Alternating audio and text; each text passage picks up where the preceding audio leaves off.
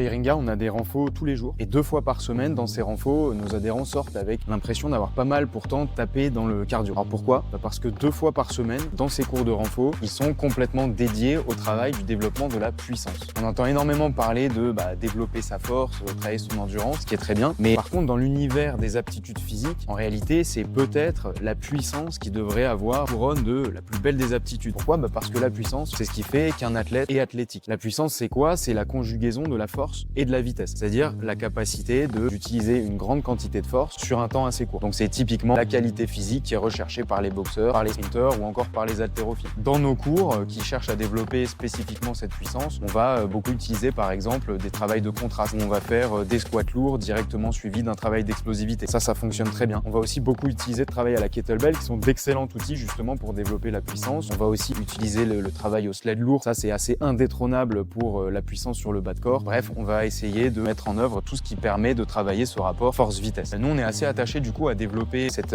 aptitude physique et la puissance, tout simplement parce que c'est un très bon marqueur de condition physique. En fait, un athlète qui est puissant, déjà, on sait que c'est un athlète qui aura de la force, de la vitesse, de l'explosivité, souvent aussi de la coordination. La puissance, en fait, elle fait vraiment le pont entre différentes aptitudes. En ça, on pourrait presque dire que la puissance, c'est la marque des bons athlètes.